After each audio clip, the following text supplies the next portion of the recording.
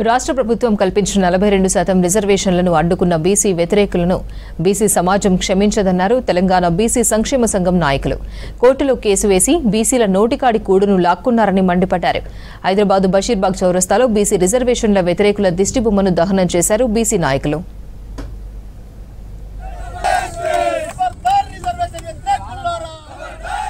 రోడ్డుపై బైఠాయించి బీసీ వ్యతిరేకులకు వ్యతిరేకంగా నినాదాలు చేస్తూ రాస్తారోకో నిర్వహించారు. 4% లేని అగ్రకులాలకు 10% రిజర్వేషన్లను కల్పించారన్నారు నేతలు. 60% ఉన్న బీసీలకు 42% కల్పిస్తే ఎందుకు వ్యతిరేకిస్తున్నారని మండిపడ్డారు. కేంద్ర ప్రభుత్వం ద్వంద్వ వైఖరి కారణంగానే ఈ పరిస్థితి ఏర్పడిందని విమర్శించారు బీసీ నేతలు. బీసీలకు 42% రిజర్వేషన్లను సాధించే వరకు తమ పోరాటం కొనసాగుతుందన్నారు బీసీ నేతలు.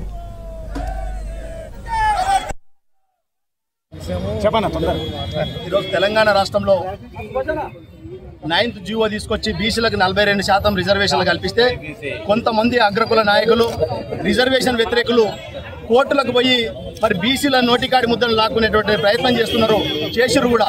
కాబట్టి ఈరోజు తెలంగాణ రాష్ట్ర వ్యాప్తంగా జాదుల సీనన్న గారి పిలుపు మేరకు తెలంగాణ రాష్ట్రంలో మరి ఆందోళనలు, రాస్తారోకోలు, దిష్టిబొమ్మలు, మరి అదేవిధంగా అనేకమైనటువంటి కార్యక్రమాల ద్వారా ఈరోజు తెలంగాణ రాష్ట్రం అట్టుడుకుతున్నది. కాబట్టి ఈరోజు రాష్ట్ర రాజధాని హైదరాబాద్లో రిజర్వేషన్ వ్యతిరేకుల యొక్క దిష్టిబొమ్మను దగ్ధం చేసి, ఎందుకంటే రిజర్వేషన్ వ్యతిరేకుల యొక్క వారి యొక్క జనాభా ఎంత, వారి రిజర్వేషన్లు ఎంత, 4% ఉన్నటువంటి అగ్రకులాలకు 10% ఈడబ్ల్యూఎస్ రిజర్వేషన్లు ఏ ప్రాతిపదికన తీసుకొచ్చిరని చెప్పి మేము రాష్ట్ర కేంద్ర ప్రభుత్వాన్ని అడుగుతా ఉన్నాం.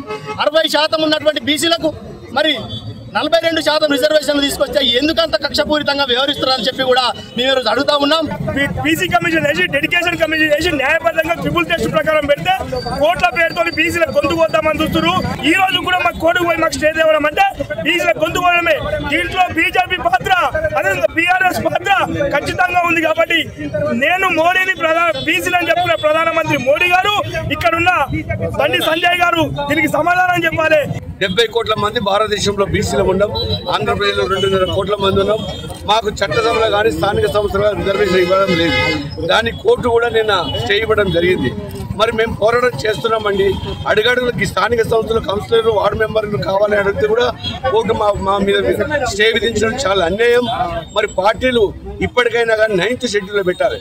మరి కేంద్ర ప్రభుత్వం ఇమ్మీడియట్లీ యాక్షన్ తీసుకొని 9th షెడ్యూల్లో పెట్టి బీసీలకు న్యాయం చేయాలని చెప్పి మేము పోరాటం